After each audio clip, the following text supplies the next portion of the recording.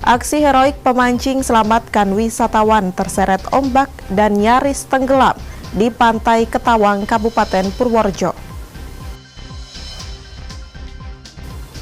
Siswa SMA di Kabupaten Semarang kurang setuju dengan wacana sistem penjurusan IPA-IPS dan bahasa karena dinilai tidak fleksibel. Menikmati rica mentok dengan suasana pemandangan sawah dan udara segar pedesaan di Kabupaten Karanganyar.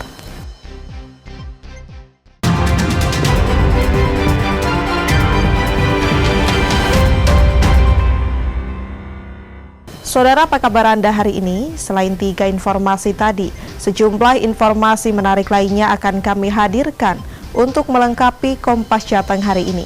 Selama 30 menit ke depan, Kompas Jateng menyajikan informasi independen dan terpercaya seputar Semarang, Jawa Tengah, dan Yogyakarta. Bersama saya, Gesi Lutfia.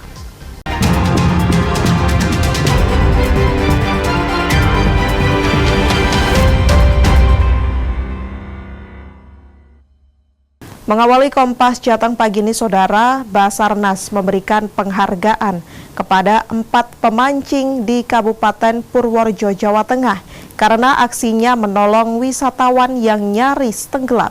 Keempat pemancing menyelamatkan wisatawan yang terseret ombak menggunakan drone yang biasa digunakan untuk memancing.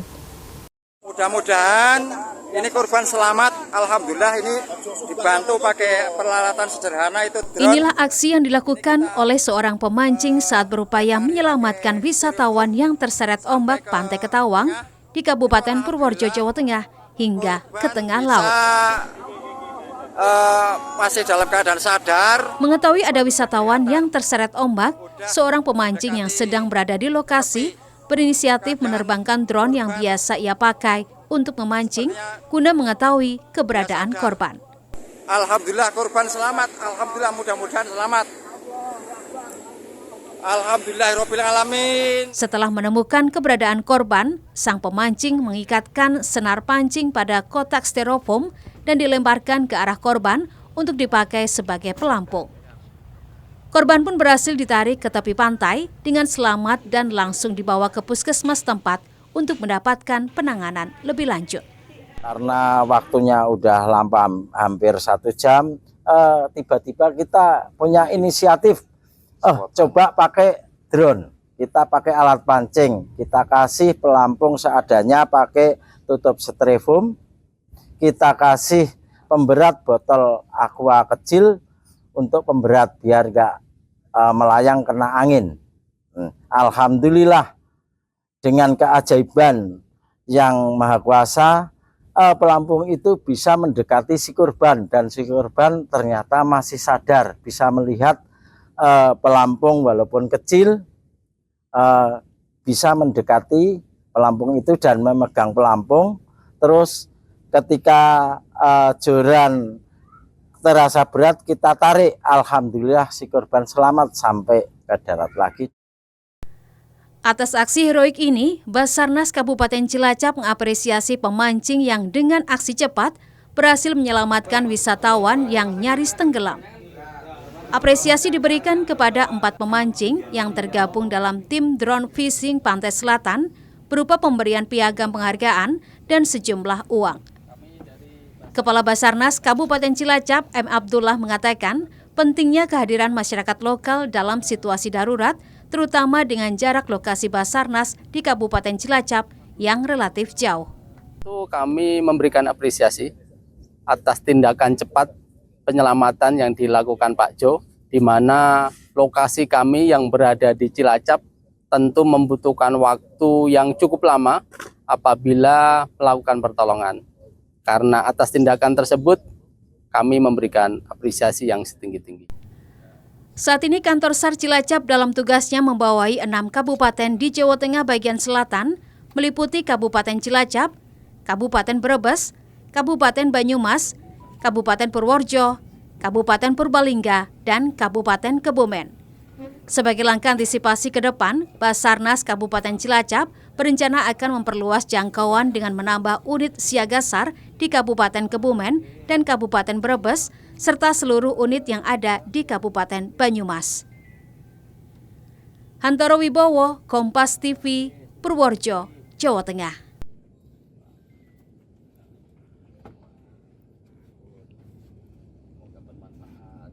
Kita beralih ke sorotan lainnya, Saudara. Puluhan jurnalis menggelar aksi solidaritas di depan Mapolda Jawa Tengah merespon kekerasan terhadap jurnalis di Kota Semarang. Dengan membawa sejumlah poster tuntutan, Aliansi Jurnalis Semarang yang terdiri dari puluhan jurnalis arus utama dan pers mahasiswa bergantian menyampaikan orasi di depan kantor Polda Jawa Tengah pada Kamis kemarin. Salah seorang peserta aksi terlihat memakai seragam seolah-olah sebagai anggota polisi.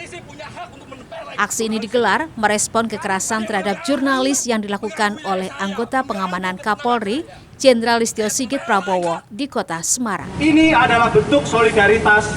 Memang Kapolri sudah meminta maaf.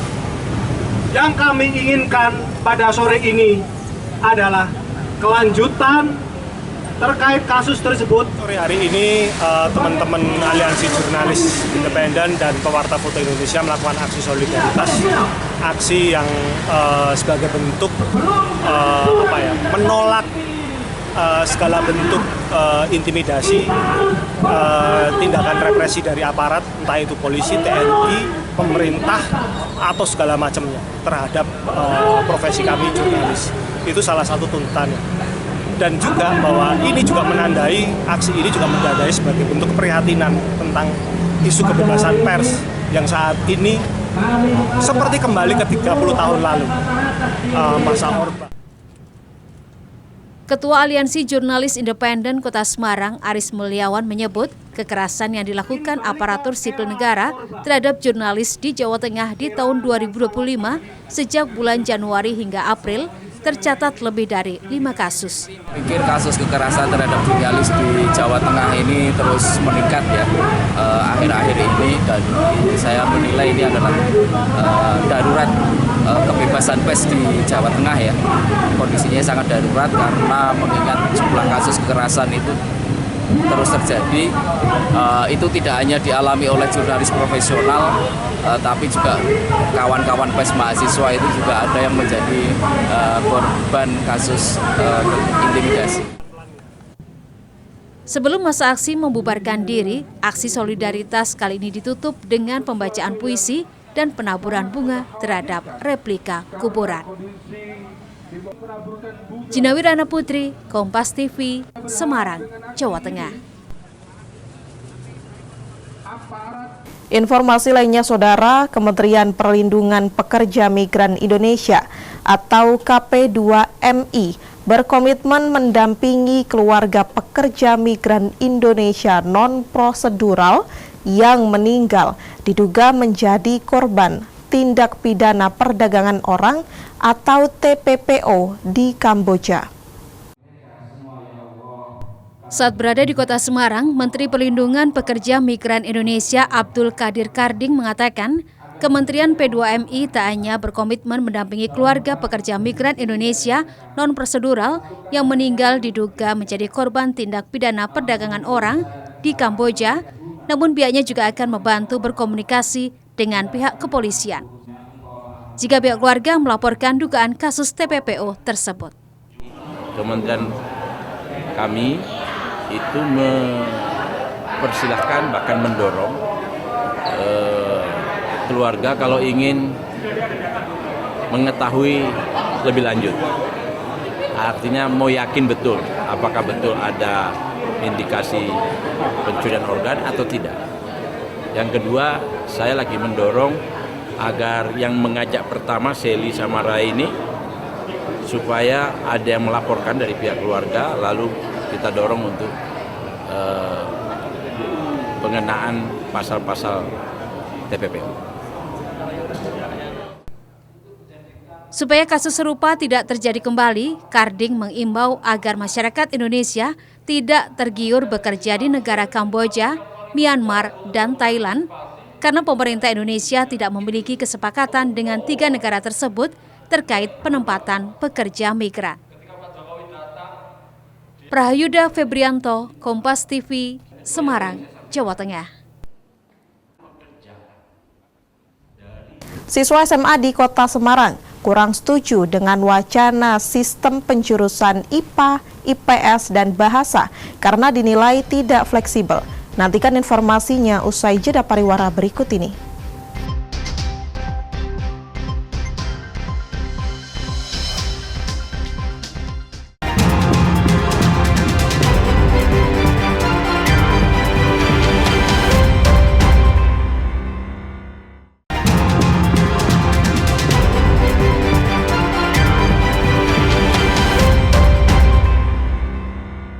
Masih di Kompas Jateng bersama saya, Gesi Lutfiah. Dinilai sukses dalam pelaksanaan makan bergizi gratis atau MBG. Perwakilan kepala sekolah yang tergabung dalam Musyawarah Kerja Kepala Sekolah atau MKKS Kalimantan Selatan dan Jawa Tengah melakukan studi tiru di SMPN 12 Kota Semarang. Untuk mengetahui prosedur pendistribusian makan bergizi gratis atau MBG, sejumlah perwakilan kepala sekolah yang tergabung dalam Musyawarah Kerja Kepala Sekolah atau MKKS Kalimantan Selatan dan Jawa Tengah memantau langsung di SMP Negeri 12 Kota Semarang dari proses kedatangan makanan, pembagian ke siswa, hingga proses makan bersama di kelas. SMP Negeri 12 Kota Semarang dipilih karena dinilai berhasil dan konsisten menjalankan program MBG sejak pertama kali diluncurkan hingga saat ini. Hasil dari kunjungan ini nantinya akan dijadikan acuan dalam pelaksanaan program serupa di berbagai sekolah di Kalimantan Selatan. SMP 12 sudah di kemarin Ibu Rini terus nanti kepala sekolah di sini ada menginfokan pada saat kami berkomunikasi ada kunjungan dari sudah 3 kali. Nah, saya melihat alhamdulillah pelaksanaan di sini luar biasa. Jadi memang inilah pembeda SMP 12 dengan SMP yang lain, khususnya di wilayah Semarang, apalagi di Kalimantan. Jadi ini jauh dia lebih terdepan dalam hal tersebut. Berarti nanti akan dicontoh Pak ya? Insya Allah mudah-mudahan. Tapi kami benar-benar dia melihat ya, jam tadi ya jam 12 sekian. Gimana sih wujud perwujudan itu? Kemudian juga kita penasaran ini karena itu merupakan karakter utama anak ya. Jadi anak walaupun gimana pun dia hebatnya, kalau karakter tidak terbentuk tidak akan. Sementara itu, Kepala SMP Negeri 12 Kota Semarang, Rini Rusmiasih, membuka lebar bagi sekolah lain yang ingin melihat dan meniru sistem distribusi dan menu makan bergizi gratis. Ingin melihat langsung bagaimana proses pendistribusian dari MBG itu, dan karena kita sudah memiliki SOP, dari SOP bagaimana MBG itu dilaksanakan sehingga semuanya berjalan lancar dan beliau terkesan untuk bahwa anak-anak ini disiplin dan tertib dalam pelaksanaan MBG. Selain mempelajari implementasi program makan bergizi gratis, rombongan juga menimba ilmu tentang penerapan program 7 kebiasaan siswa menuju Indonesia Emas. Senat Puji, Kompas TV, Semarang, Jawa Tengah. Sementara itu, Saudara, wacana diberlakukannya kembali penjurusan IPA, IPS, dan Bahasa di SMA kurang mendapat respon dari sebagian siswa. Sistem penjurusan tersebut dinilai kurang fleksibel, dianggap membatasi ruang gerak belajar siswa. Menteri Pendidikan Dasar dan Menengah Abdul Mukti akan menghidupkan kembali sistem penjurusan IPA, IPS, dan Bahasa mulai tahun ajaran baru 2025-2026 karena menilai sistem lama tidak relevan lagi untuk keberlanjutan jenjang pendidikan. Meski demikian, rencana tersebut kurang mendapat respon dari sebagian siswa bahwa mereka kurang setuju dengan wacana tersebut. Sejumlah siswa kelas 10 di Kota Semarang lebih memilih sistem menu daripada penjurusan yang dinilai kurang fleksibel. Lalu akan ada rencana kebijakan baru yaitu kembali ke penjurusan IPA, IPS, dan Bahasa. Secara personal, saya mungkin kurang setuju pada bagian penjurusan IPA, IPS, dan Bahasa karena dalam permohonan ini lebih kompleks dan lebih fleksibel dalam penentuan mapelnya, karena setiap menu juga memiliki mapel yang berbeda-beda. Walaupun secara personal saya akan memilih menu yang full IPS yang akan saya dapatkan pula jika di kebijakan yang baru. Tetapi saya kira untuk teman-teman yang lain yang mungkin ingin lebih fleksibel dalam memilih mata pelajaran akan lebih baik jika diperlakukan seperti menu-menu sekarang. Saya kurang setuju sih, karena kalau menu itu kan bisa milih campuran IPS sama IPA.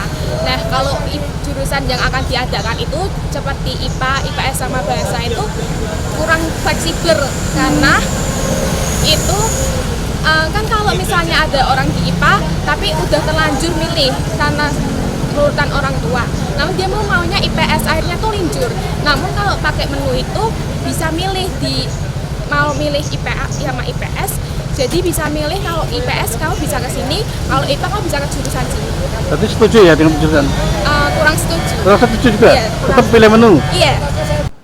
Sementara Kepala SMA Negeri 3 Kota Semarang, Yuwana, menegaskan, apapun kebijakan pemerintah terkait wacana sistem penjurusan, pihak sekolah mengklaim siap apapun keputusannya. Menurut Yuwana, sistem penjurusan justru lebih mempermudah sekolah terkait pengadaan guru. Kalau saya setuju aja. Apapun yang menjadi kebijakan pemerintah dan itu baik, kalau kita tinggal mengikuti. Yang penting ketersediaan gurunya nanti tidak harus pindah sana pindah sini, tetapi guru itu akan mengampu dengan baik. Untuk yang model penjurusan itu lebih mudah ya untuk guru IPA IPS ya, itu lebih mudah karena nanti pasti 10 kelas, pasti 2 kelas gitu. Umpamanya berubah hanya 1 kelas, itu gurunya relatif tersedia karena ada gitu. Sejauh ini berbagai aturan yang diterapkan oleh pemerintah tidak menjadi kendala bagi pihak SMA Negeri 3 Kota Semarang, baik itu sistem menu ataupun sistem penjurusan yang sebelumnya pernah juga diterapkan. Senat Puji, Kompas TV, Semarang, Jawa Tengah. Masih dari Kota Semarang, Saudara, pengurus wilayah Nahdlatul Ulama PWNU Jawa Tengah yang didukung oleh pemerintah Provinsi Jawa Tengah menjalin kerjasama dengan Belt and Road Chinese Center, menyediakan informasi pendidikan dari 39 universitas asal Cina. Peluang kerja di 10 perusahaan Cina juga ditawarkan bagi pelajar di Jawa Tengah. Ribuan siswa dari Madrasah Aliyah, SMA dan SMK di bawah naungan Lembaga Pendidikan Ma'arif Nahdlatul Ulama dari berbagai kabupaten kota di Jawa Tengah menghadiri Education and Job Fair 2025. Gelaran bergengsi ini menjadi magnet para pelajar karena menghadirkan peluang informasi beasiswa dari 39 universitas ternama di Cina dan jejaring kerjasama dengan 10 perusahaan besar asal Cina. Dari visi Nahdlatul Ulama Jawa Tengah untuk mengembangkan SDM para murid untuk menyiapkan para murid-murid kita untuk siap di Indonesia Generasi Emas tahun 2045.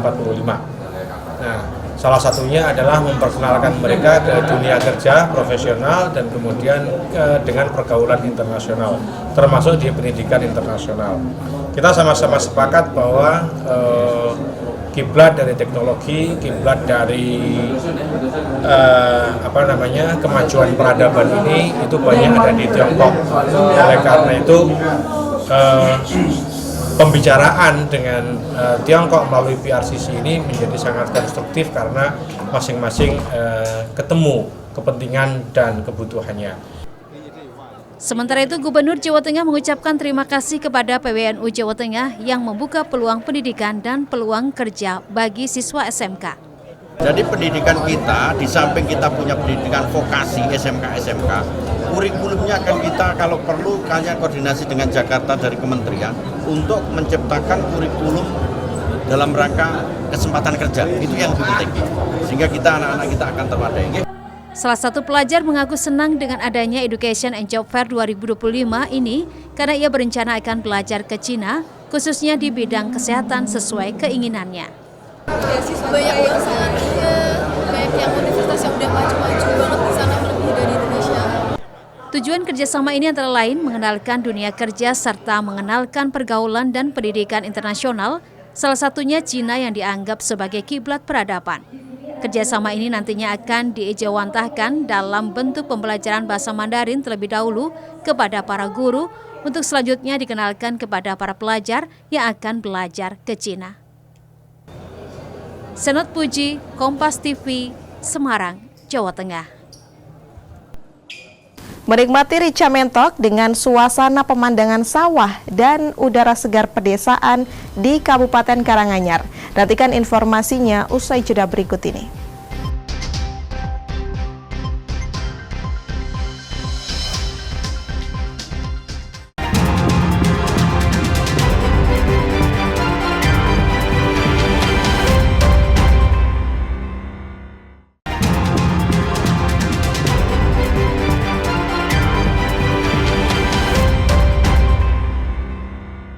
Terima kasih Anda masih di Kompas Jateng bersama saya Gesi Lutfiah. Visualisasi Jalan Salib kembali digelar di Gereja Katolik Athanasius Agung, Karangpanas, Kota Semarang setelah 7 tahun tidak digelar. Perjuangan Yesus Kristus dalam mengusung salib diperlihatkan dalam Jumat Agung menjelang perayaan Paskah 2025. Puluhan anak muda Katolik terlihat menjiwai saat memperagakan adegan penyaliban Yesus Kristus dalam visualisasi Jalan Salib yang disaksikan oleh ribuan jemaat yang hadir. Visualisasi penyaliban ini sempat tidak dilakukan selama 7 tahun, sehingga visualisasi Jalan Salib tahun 2025 ini menjadi titik balik kebangkitan orang muda Katolik. Tuhan Yesus Kristus ini bagi umat Katolik adalah sesuatu yang sangat luar biasa. Dan kami ingin membangkitkan kaum muda dengan mereka yang mempunyai talenta-talenta untuk ikut aktif di dalam aktris penyaliban Tuhan Yesus Kristus. Ini kita sedang mengadakan visualisasi Jalan Salib di paroki kita. Sebenarnya ini bukan acara pertama sejak saya di sini awal itu, kecuali selama pandemi Covid seluruhnya berjalan. Nah, apa maksudnya? Kita menginginkan supaya umat itu bisa melihat secara lebih nyata peristiwa Jalan Salib yang dialami oleh Yesus. Jadi visualisasi ini ya, kita sebagai umat ini melihat visualisasi penyaliban Yesus ini menjadi bahan refleksi bagi kami, bagi umat, dan semakin yakin dan percaya bahwa kita itu ditebus dan diselamatkan oleh Tuhan Yesus. Sehingga visualisasi ini menunjukkan betapa besar pengorbanan Yesus kita bagi umat Katolik di Gereja Yesus. Lewat visualisasi Jalan Salib ini, diharapkan umat lebih mudah membayangkan bagaimana saat Yesus dihukum mati, dikhianati, dan difitnah. Melalui proses Jalan Salib ini, umat diharapkan selalu mengingat pengorbanan Yesus Kristus dan meneladani dalam kehidupan sehari-hari dengan cara membantu sesama. Senot Puji, Kompas TV, Semarang, Jawa Tengah. Kita beralih ke sorotan lainnya, Saudara. Mencari bibit atlet pesilat, Ikatan Pencaksilat Indonesia atau IPSI Kabupaten Pekalongan, Jawa Tengah menggelar kejuaraan Prabu Cup 2025. Ratusan pesilat dari jenjang umur junior sampai senior ikut dalam ajang ini. 11 perguruan pencaksilat di Kabupaten Pekalongan mengikuti Prabu Cup yang digelar di Gedung Pertemuan Umum Kajen. Kejuaraan Prabu Cup ini sebagai pertandingan antar pelajar dan kelompok dewasa yang dipersiapkan untuk Pekan Olahraga Pelajar tingkat provinsi. Ajang ini juga sebagai seleksi Prapekan Olahraga Provinsi Jawa Tengah yang akan digelar pada bulan Oktober. Sekaligus sebagai pencarian bibit atlet yang bisa mengharumkan nama Pekalongan di kancah regional maupun nasional. Memang kita sudah ada kegiatan rutin, beberapa ajang kejuaraan yang nanti kita siapkan untuk mencari bibit-bibit atlet yang berprestasi untuk kita siapkan di Porprov. Dengan kita adakan beberapa kegiatan kejuaraan ini, Pekalongan bisa mencetak atlet yang tingkatnya bisa nasional atau internasional.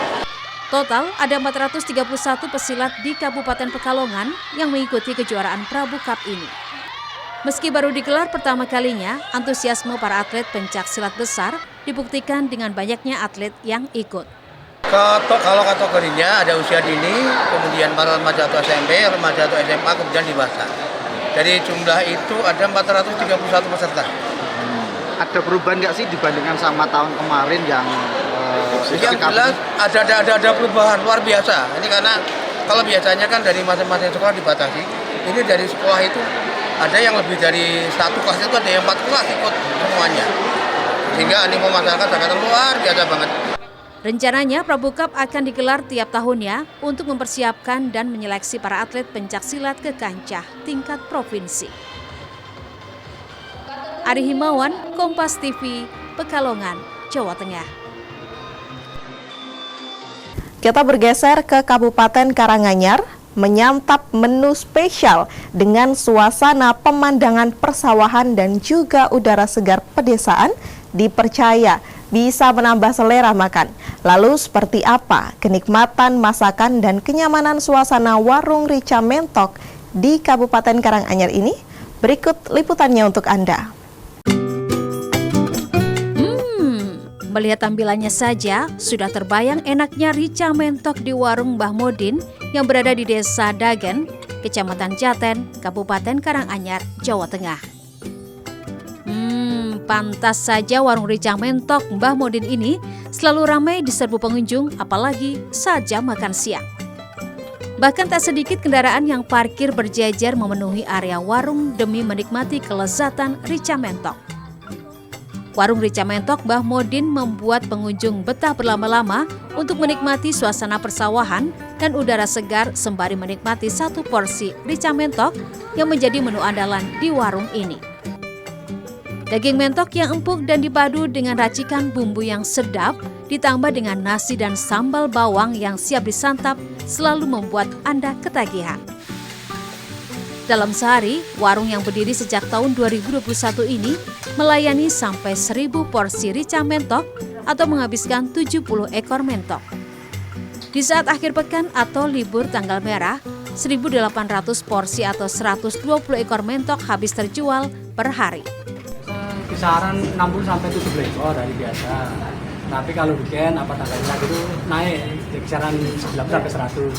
Kalau balik itu ya kisaran 110-120-an ekor.